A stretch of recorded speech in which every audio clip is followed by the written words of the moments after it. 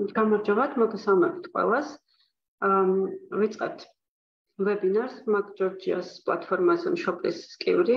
ვინც ხშირად შემოდიხართ, ალბათ კარგად მოგეხსენებათ, რომ ძირითადად ეს სივრცე ეთმობა სპეციალურ საჭიროებს მქონე ბავშვთა მშობლებისთვის არ განკუთვნილი და პლატფორმა იმისთვის, რომ ინფორმაცია მიიღოთ ბავშვის განვითარებაზე, განათლებაზე და სხვა საჭირო საკითხებზე, ვინც პირველად შემოგვიერთდით, მათ გაგაცნობთ, რომ დღეს ვისაუბრებთ ოკუპაციური თერაპიის შესახებ, ერთ-ერთი პროფესიის შესახებ. მართალია სპეციალურ საჭიროებს მქონე ბავშვთა მშობლებისთვის არის ეს პლატფორმა, თუმცა ნებისმიერ დაინტერესებულ პირს შეგეძლოთ ინფორმაცია მიიღოთ ბავშვებთან დაკავშირებით. ეს ვებინარი ეხლა პირდაპირ ეთერში გადის და ლაივია, თუმცა ჩანაწერი კეთდება და ნებისმიერ დროს შეგიძლიათ, რომ დაინტერესების შემთხვევაში ნახოთ, რადგან შეინახება ვიდეოთეკაში.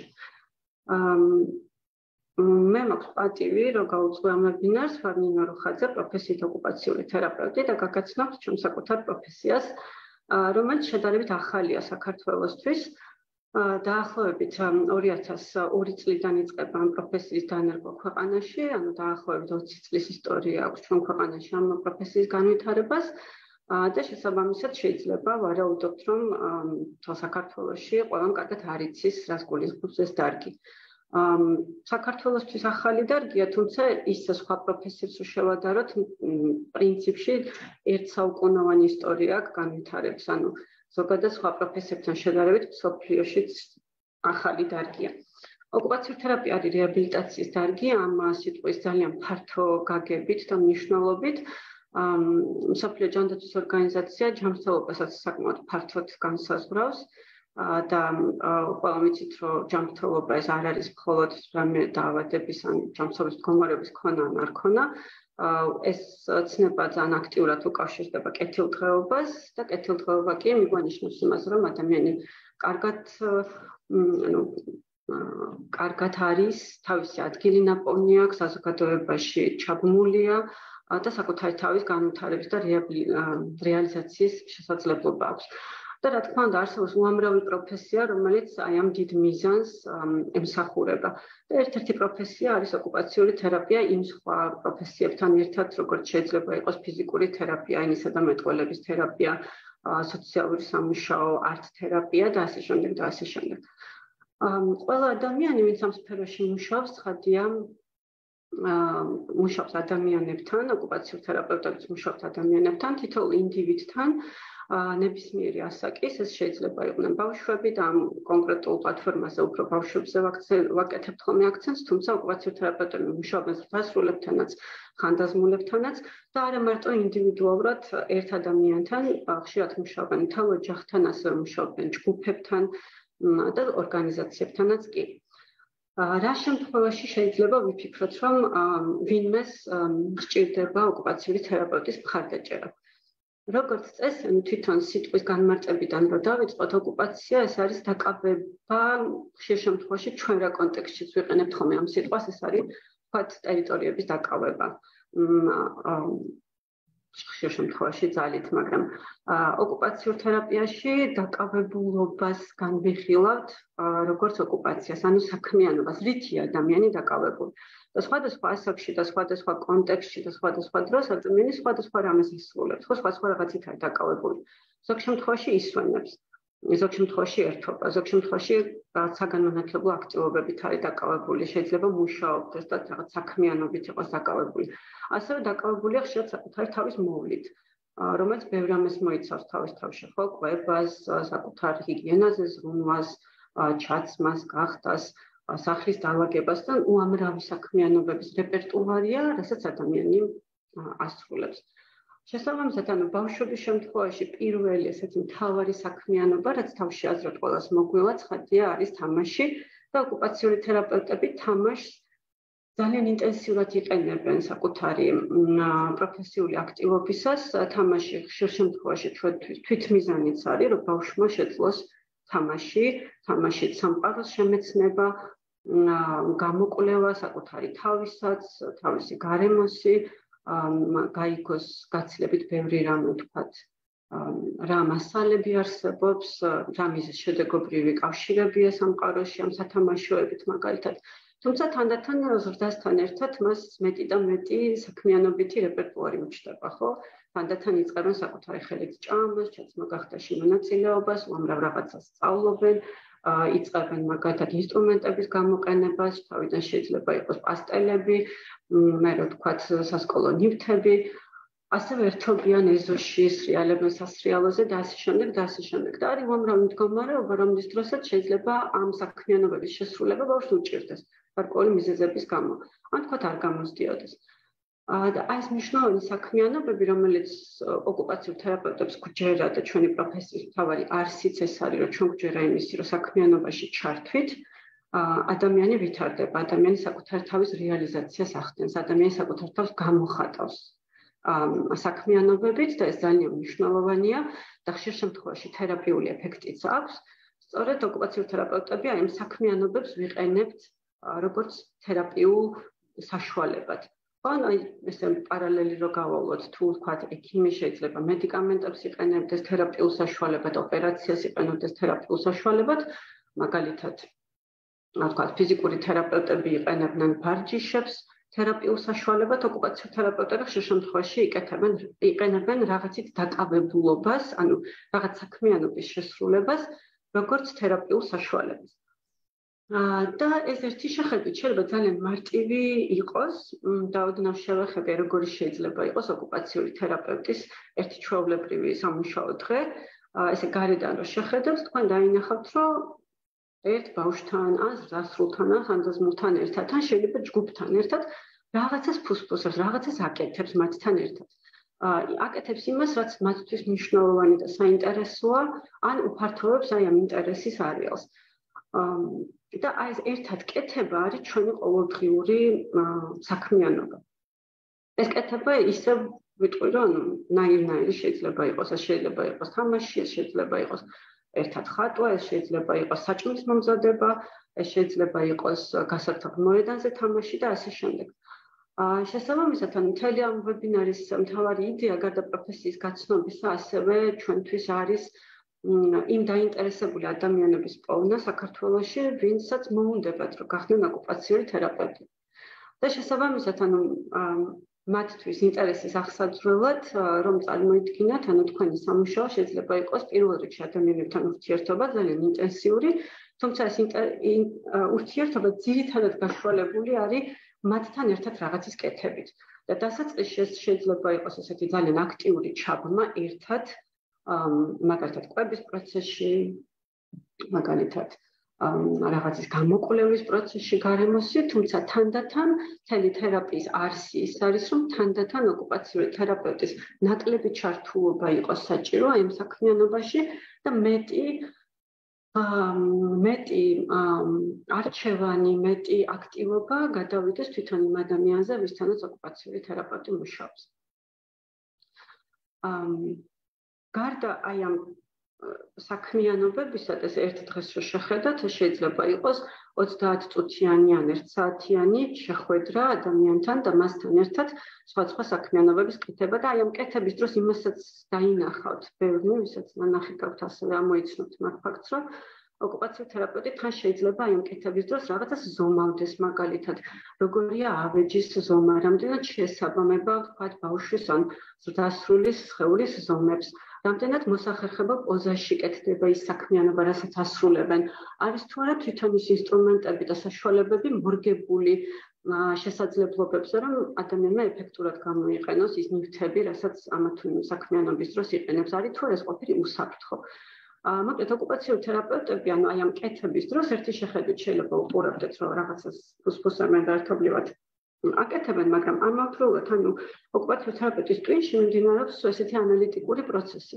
მუდმივად გადააქვს ყურადღება ერთი მხრივ იმაზე, გარემო რამდენად ხელშემწყობია საქმიანობისთვის, ხომ არ არის რამე ბარიერი, ხომ არ შეიძლება რამე ისე მოვარგოთ, რომ საქმიანობა უფრო ადვილი გავხადოთ, უფრო ეფექტური გავხადოთ, ხომ არ არის თვითონ საქმიანობის შესრულების წესი შესაძლებელი, იმიტომ რომ უამრავი საქმიანობა ნაირ-ნაირად შეიძლება რომ განახორციელა, მაგალითი რომ მოგიყვანოთ, თქვა, თასმების შეყვრა, უამრავი ტექნიკა არსებობს, როგორ შეიძლება რომ შევიკლათ თასმები. Ცალი ხელით როგორ შეიძლება შევიკლათ თასმები და გავაბანტოთ მაგალითად და ნასკვი გავაკეთოთ. ასევე უამრავი საშუალება არის იმისი, როგორ შეიძლება რომ თქვათ ეს თასმის შეკვრა გავხადოთ ცოტა უფრო განსხვავებული იმ თვალსაზრისით, რომ თქვათ გამოვიყენოთ ელასტიური თასმა და ფაქტიურად შეკვრაც არ იყოს საჭირო, რაც იქნება გარემოს ადაპტაცია. ან გამოვიყენოთ ისეთი პატარა შემკვრელი, რომელიც აბსოლუტურად განსხვავებული თითების მოჭიდებით შეაძლებინებს ადამიანს, რომ თქვათ თასმა შეკრას თუ გაბანტვა ძალიან რთული ამისთვის. ასევე მუდმივი პროცესი, ეს ერთი მარტივი მაგალითი მოვაყვანე, თუმცა მუდმივი პროცესი, ეს ანალიტიკური პროცესი, რომელიც ოკუპაციური თერაპევტის თავის ტვინში მიმდინარეობს, არის გარემოს, ადამიანის შესაძლებლობების და საქმიანობის შესრულების წესის ერთმანეთთან შედარება და საუკეთესო ცვლილებების შეტანის იდეების მოფიქრება. გარდა აი ამ უშუალო ურთიერთობებისა და შეიძლება დღემდე ჩაიაროს, რომ მაგალითად 7 ადამიანთან ან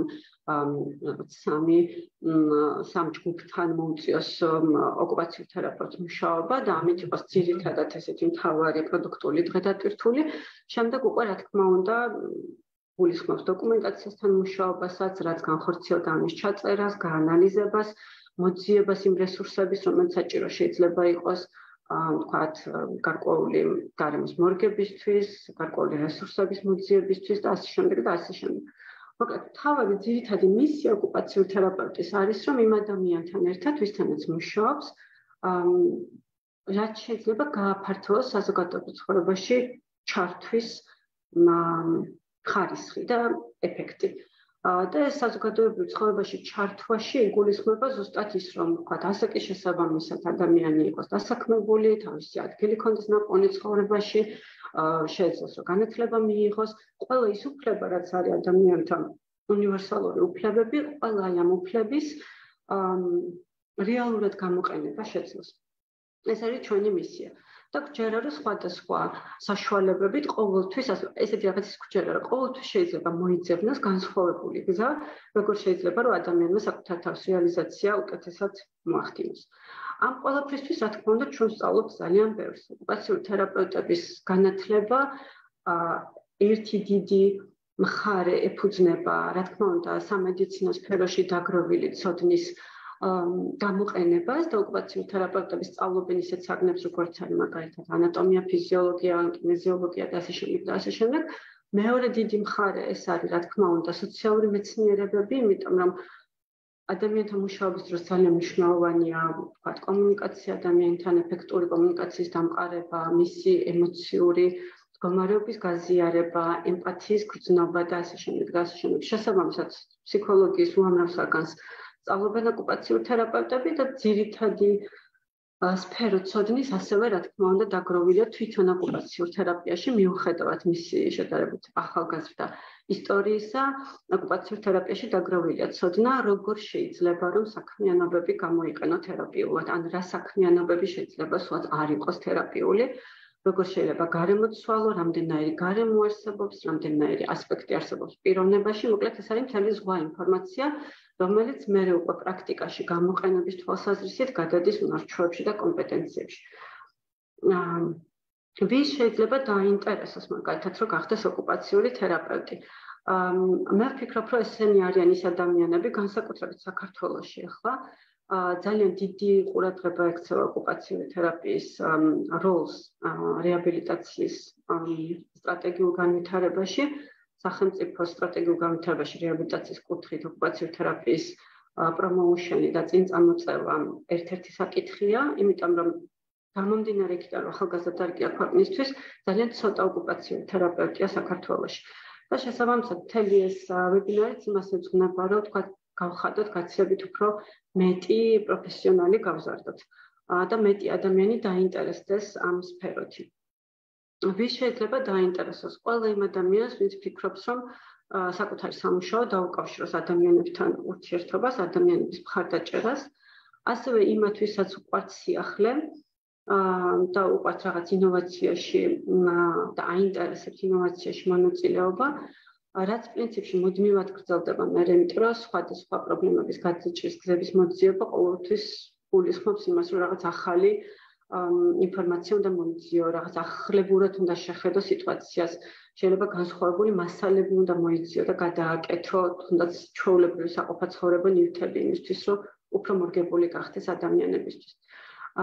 მოკლედ ესეთი კრეატული, ინტერესიანი ადამიანებისთვის საინტერესო პროფესია, რომლებსაც ასევე შეუძლიათ, რომ ადვილად გადაერთონ ერთი კონტექსტიდან მეორე კონტექსტში, ხო, იმიტომ რომ მუშაობ რა ადამიანებთან, ან თქვა ბავშვებთან, ყოველი ახალი ბავშვის შემთხვევაში, ან ჯგუფის შემთხვევაში საქმიანობა, რასაც მათთან ერთად ახორციელებ, შეიძლება ძალიან სწრაფად იცვლებოდეს. და ეს განწყობის გადართვა, რომ რაღაცას ერთ ადამიანთან და ერთ ბავშვთან რაღაც ერთ მიზანზე ხარ ორიენტირებული, მე ამას ცვლის სწრაფად, მე გადადიხარ სხვა ბავშვის საჭიროებებზე, ესეც საკმაოდ მნიშვნელოვანია. და ნუ დიდი ემპათიის გრძნობა, რა თქმა უნდა, გრძნობა იმისი, რომ რას ნიშნავს სიღრმისეულად მოისმინო რა არის ადამიანისთვის ან ოჯახისთვის მნიშვნელოვანი, გაითვალისწინო, დაინახო ამის ღირებულება ცხოვრებაში ჩართულობისთვის და ამ მიმართულებით სულ გქონდეს ესეთი პრობლემის გადაჭრის მოქნილი გზების ძიება გაინტერესებდეს და აი ამ გამოწვევისთვის იყო რაღაცნაირად მზად. ასევე ერთ-ერთი გამოწვევა, რომელსაც ოკუპაციურ თერაპიაში ვაწყდებით, განსაკუთრებით საქართველოში, იმიტომ რომ დარგი ახალია, ხშირ შემთხვევაში აი ჩვენ კურსდამთავრებულებს უწევთ, რომ როდესაც ისინი საქმდებიან და მინდა აღნიშნო 100%-იანი დასაქმების კოეფიციენტი აქვთ კურსდამთავრებულებს, ის კი არა დიპლომირებული ოკუპაციურ თერაპევტების მეთვალყურეობით ხშირად სტუდენტობის დროს უკვე პრაქტიკასთან აქვთ ძალიან აქტიური შეხება და მუშაობენ. ხშირ შემთხვევაში უწევთ აი გზის გაკაფვა ქვეყანაში სხვადასხვა სერვისებში, სხვადასხვა სფეროებში პირველები არიან, ვინც საქმდებიან როგორც ოკუპაციური თერაპევტები და მათ უწევთ, რომ რაღაცნაირად ააწყონ ეს მომსახურება. ეს ერთი მხრივ საკმაოდ დიდი გამოწვევა, როდესაც რაღაცნაირი როლ მოდელი არ ხდება შენივე პროფესიის გარკვეულ სიტუაციაში ან სამუშაო ადგილას, მაგრამ მეორე მხრივ ამ თვალსაზრისით დიდი მხარდაჭერა, იმიტომ რომ ოკუპაციურ თერაპევტების საქართველოს ასოციაცია არსებობს, სადაც პრინციპში ეს შედარებით ცოტა რაოდენობის ოკუპაციურ თერაპევტების ქვეყანაში ვართ, გაერთიანებული ვართ და ძალიან მჭიდრო კავშირი გვაქვს ერთმანეთთან და შეიძლება ითქვას, რაღაც ერთი დიდი ოჯახი ვართ, ვინც ყველა ერთმანეთს იცნობს, ყველა ერთმანეთს მხარდაჭერას უწევს და უზიარებს საკუთარ კომპეტენციას და ცოდნას. კიდევ ერთი მნიშვნელოვანი სიახლე, რომელიც მინდოდა რომ გამეჟღერებინა რომ ადამიანებს ცოდნოდათ, ეს არის მაგ ჯორჯიას ძალიან დიდი დახმარება იმაში, რომ ოკუპაციური თერაპევტები მეტად უფრო მეტი ოკუპაციური თერაპევტი გაჩნდეს ქვეყანაში. 2023 წლიდან მაქვს პატივი ხარო გავაჟღერო ეს სიახლე. მაგ ჯორჯიას მხარდაჭერით ოკუპაციური თერაპიის საბაკალავრო პროგრამაზე, რომელშიც ცხადი, ანუ გაჩვენებთ მერე როგორ შეიძლება რომ მოხდეს ადამიანი ეროვნული გამოცდებით, ამოქმედდება სწავლის დაფინანსების გრანტი. ანუ დაფინანსდება დაახლოებით რამდენიმე სტუდენტი, რომლებსაც ყველაზე მაღალი რეიტინგი ექნებათ პირველ რიგში ეროვნული გამოცდების ქულების და შემდეგ უკვე სემესტრების მიხედვით იმ საგნებში, რომლებსაც ისინი გაივლიან. და ძალიან მნიშვნელოვანია აქვე აღნიშნოთ, რომ ეს სასწავლო გრანტი ცხადია, ანუ ისედაც არსებობს სახელმწიფო გრანტი და თუ გრანტის მოპოვება შეძლებს სტუდენტი ან აბიტურიენტი, ეს ისედაც მშვენიერია, თუმცა თუ ნაწილობრივი დაფინანსების გრანტს მოიპოვებს, მაგ ჯორჯიას დაფინანსება შეუსწევს ამ გრანტს 100%-მდე და შემდეგ უკვე ქვედა რეიტინგის მქონე სტუდენტებს დაუფინანსებს სწავლას. და მნიშვნელოვანი ერთ-ერთი კომპონენტი იმისთვის, რომ ეს გრანტი ამუშავდეს, არის ის, რომ დაინტერესებულმა აბიტურიენტმა უნდა მონიშნოს პირველ და მეორე ადგილზე ოკუპაციური თერაპიის პროგრამა, იმისთვის, რომ დაფიქსირებული იყოს, რომ ცალსახად მისი პრიორიტეტია და ძალიან გაცნობიერებულად აბარებს ამ პროგრამაზე. გარდა ამისა, მნიშვნელოვანია ისიც აღნიშნოთ, რომ იმისთვის, რომ საქართველოში ყველგან ხელმისაწვდომი გახდეს ოკუპაციური თერაპევტის მომსახურება და რაღაცნაირად არ იყოს ეს ცენტრირებული, ვთქვათ, დედაქალაქში ან ქვეყნის ცენტრში, პრიორიტეტი მიენიჭებათ იმ აბიტურიენტებს და იმ სტუდენტებს, რომლებმაც საჯარო სკოლა დაამთავრეს რეგიონებში. და ეს არის ძალიან მნიშვნელოვანი ინფორმაცია, რომელიც ანუ გვინდა რომ რაც შეება ბევრმა ადამიანმა გაიგოს. მე თქვენ შეგახედებთ ახლა როგორია ოკუპაციურ თერაპიის საბაკალავრო პროგრამაზე მოხვედრის პირობები. დაგთხოვთ რომ გამოაჩინოთ ეკრანზე.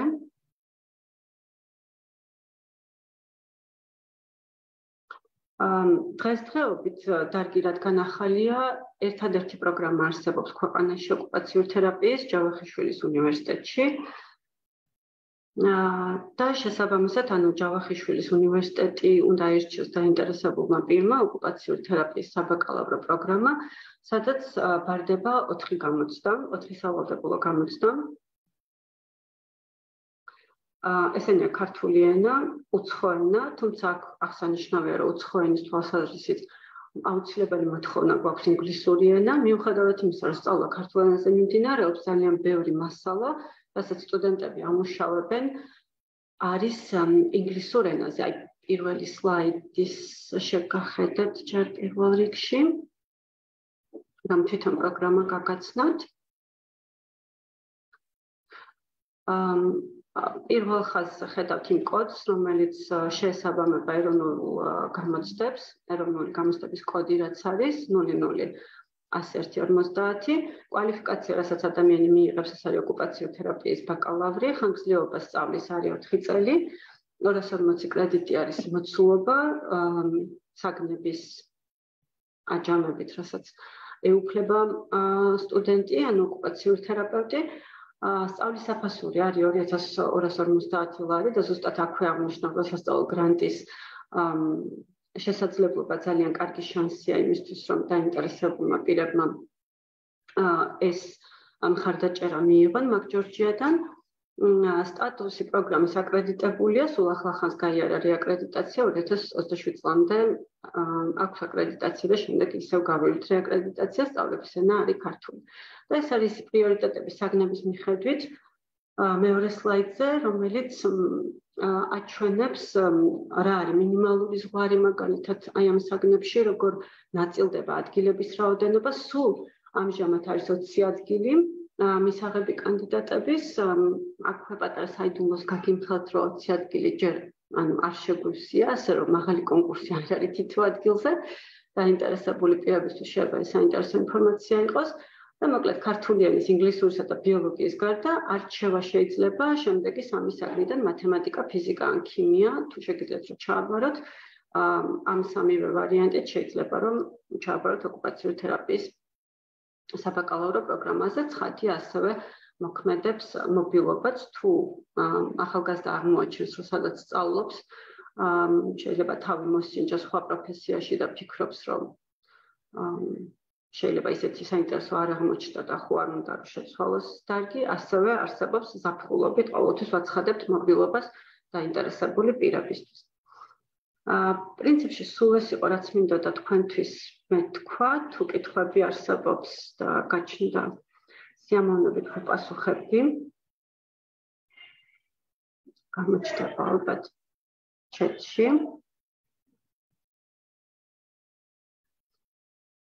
არ არის კითხვები.